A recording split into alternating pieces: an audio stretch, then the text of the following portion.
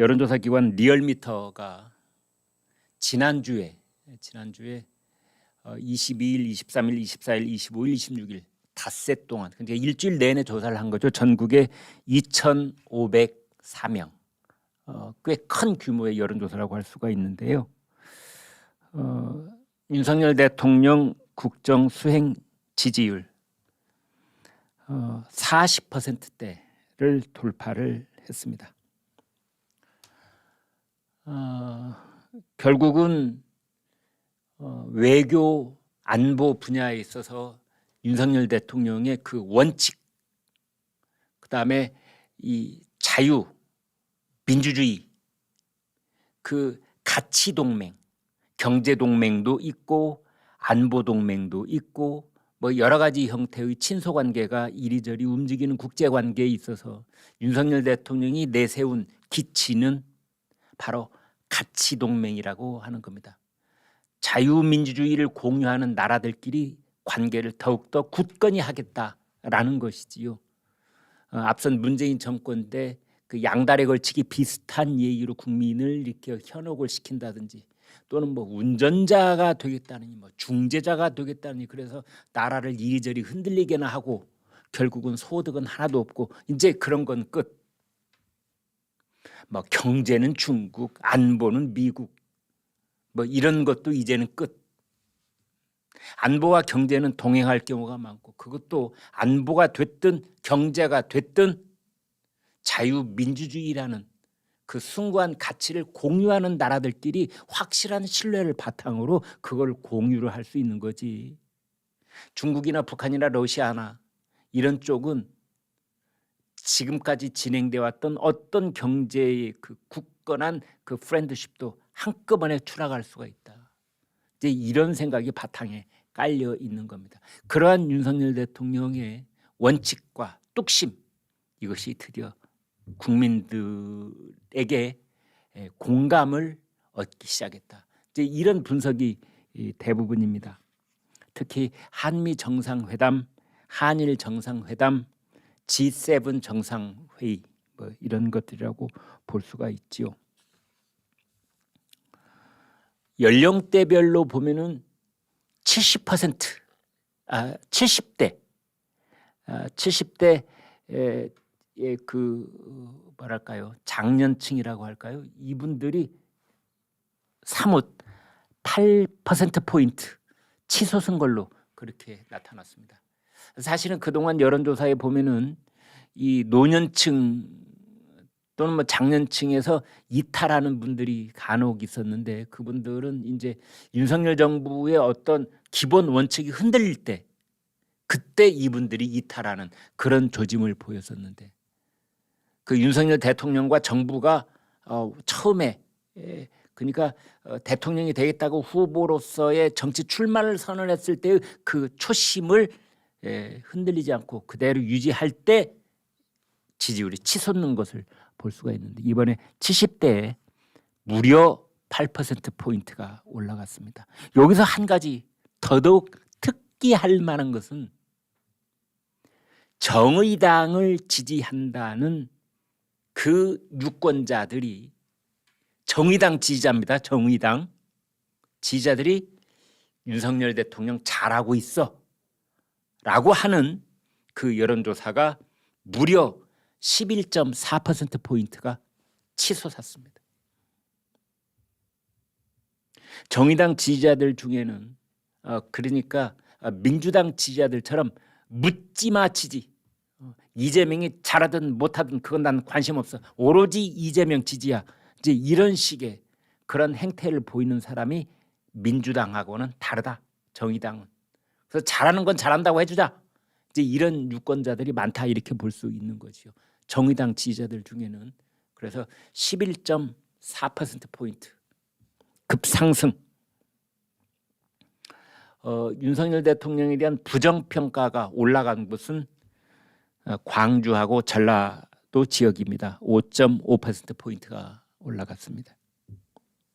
아무튼 윤석열 대통령이 취임한 이래 5주 연속 5주간 연속 지지율이 올라간 것은 이번이 처음입니다. 그런데 한 가지, 정당 지지율을 보니까, 정당 지지율, 국회의원 선거를 앞두고 정당 지지율은 매우 중요하죠. 정당 지지율은 그대로 비례대표 의석수하고 바로 연결이 되어 있기 때문에 중요한데요. 정당 지지율을 보니까 더불어민주당이 44.5%, 국민의힘이 38.1%, 오차 범위를 벗어나 버렸습니다. 민주당은 44, 국민의힘은 38. 그래서 이것을 보면은 이제 그 분석가들은 이렇게 얘기를 합니다. 지금 민주당이 악재가 얼마나 많이 겹쳐 있습니까? 돈봉투 살포 사건 있었죠. 코인 게이트 있었죠. 선거관리위원회 아빠 찬스 있었죠. 원천적으로는 이재명의 사법 리스크가 쭉 이어지고 있죠. 그럼에도 불구하고 이것으로 인한 반사 이익이 국민의힘에 전혀 가지를 않는 겁니다. 그러니까 민주당 쪽으로 마음이 기울어져 있던 중도층 쪽에서도 민주당 쪽으로 가까운 이런 유권자들은 거기서 바로 이탈할 만한데 이탈을 하는 기미가 보이질 않는다. 반사 이익이 없다. 이런 분석도 나오고 있습니다. 그것은 무엇일까? 제가 보기에는 이 전체적인 프레임에 있어서 지금 국민의힘이 빨리 벗어나야 될 프레임이 하나 있는데요. 민주당은 뭔가를 제한하는 정당 같은 인상을 자꾸 주고 있습니다. 간호사법이면 간호사법, 양곡관리법이면 양곡관리법, 노란봉투법이면 노란봉투법, 대학생 무이자 학자금 대출에 관한 법이면 그 무이자 대출법.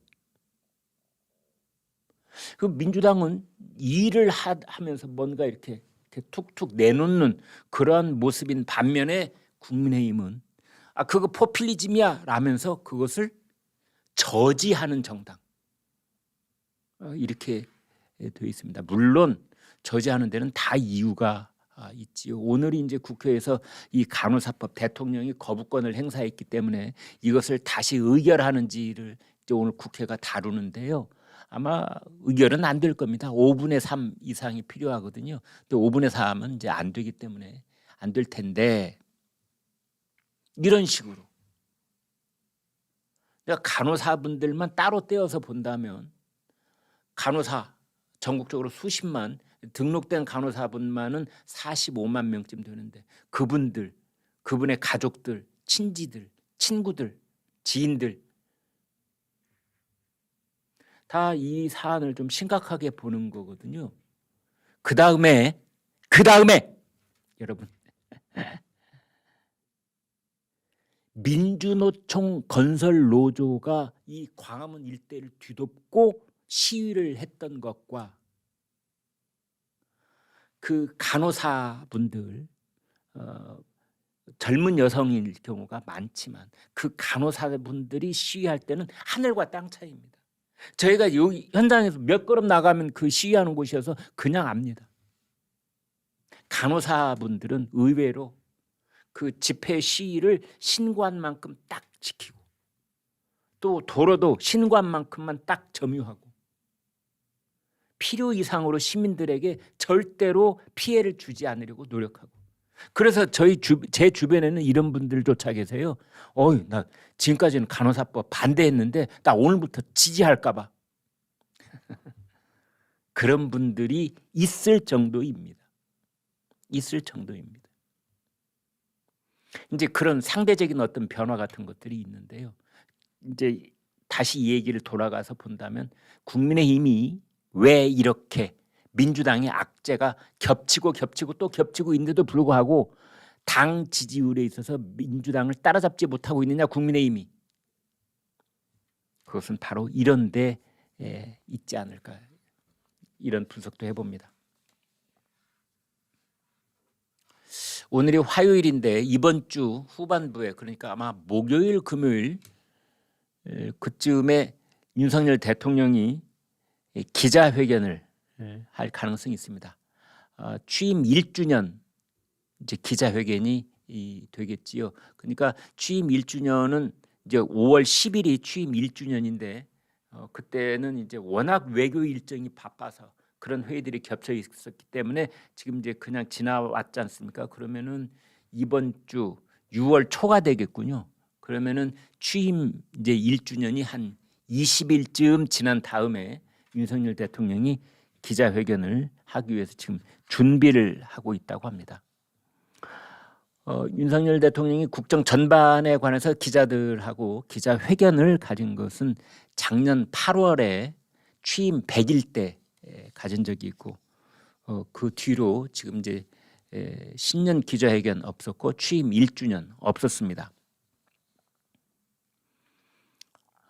작년 11월에 도어 스태핑도 중단을 했었죠. 예. 이제 그렇긴 하지만 대통령 입장에서 본다면은 비상경제 민생회의 혹은 국정과제 점검회의, 뭐 국무회의 이제 이런 여러 회의들을 생중계로 국민들과 함께 소통하는 그런 기회를 많이 가졌었거든요. 또 기업인 초청 행사 이런 것도 가졌고, 그러니까 끊임없이 뭔가 소통의 노력을 계속 해온 것은 있습니다. 또 그 주말에는 SBS TV 동물농장 또 여기 깜짝 출연을 해서 은퇴 안내견 세로미를 포함해서 반려견들과 한남동 관저에서 생활하는 모습을 공개하기도 했죠. 지금 보시는 저 장면입니다. 특히 대통령 부인 김건희 여사가 예전에 그 유산을 했답니다. 아이가 생겼는데 그 유산이 됐다고 그래요. 이제 그 고통까지 털어놓는 그런 장면도 있었습니다. 아무튼 지금 말씀드리는 것처럼 이번 주 이제 후반에 그 대통령 기자회견 취임 1주년 기자회견이겠죠. 아마 적당한 이름은 또 따로 붙일지 모르겠습니다만 이제 그것은 그 일본, 미국 뭐 이런 쪽에서 거둔 순방 효과, 그다음에 조금 전에 말씀드린 지지율 회복, 그리고 윤석열 대통령이 원칙을 지켜온 국가 지도자로서의 그 자신감, 이제 이런 것들이 표현이 될 것이다 이렇게 볼 수 있겠습니다. 대통령실 고위 관계자가 이렇게 말했습니다. 윤석열 대통령은 다양한 채널을 통해 국민과의 접점을 늘 넓혀왔습니다. 국민 속으로 들어가는 행보를 지속하고 있습니다. 이렇게 얘기를 했는데요. 여기에 대해서는 한 가지 지적 말씀과 더불어 아쉬움을 좀 표현하고 싶습니다. 저같이 대통령실에 있지 않은 밖에 있는 기자, 언론인 입장에서는 윤석열 대통령의 원칙과 뚝심이 통하고 있다, 국민의 공감을 얻고 있다 라고 말을 하더라도 용산에 있는 대통령실은 국민을 좀 먼저 내세워 줬으면 하는 그런 아쉬움입니다. 윤석열 지지율이 5주 연속 이렇게 상승 곡선을 그리고 있는 것은 윤석열 대통령의 노력, 윤석열 대통령 덕분이라는 식으로 용산은 얘기하지 않았으면, 용산에서는 이를테면 똑같은 결과를 얘기하더라도 윤석열 대통령한테 지지를 보내주고 계시는 분들의 흔들림 없는 상원 덕분이다.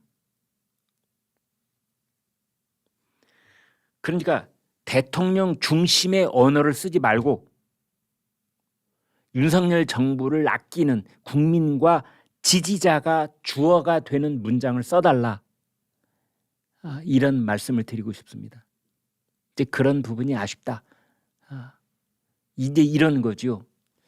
윤석열 정부와 또는 용산의 대통령실이 뭐 이런저런 실수도 있었고 또 이런저런 비난을 받아야 할 때도 있었고, 그럼에도 불구하고 저희가 지금까지 이렇게 취임 1주년 한 달이 될 때 이렇게 지지율을 안정적으로 유지할 수 있는 것은 오로지 윤석열 정부를 지지해 주신 이 유권자 여러분의 흔들림 없는 성원 덕분이다라고 말을 해달라. 그 말씀을 드리고 싶습니다.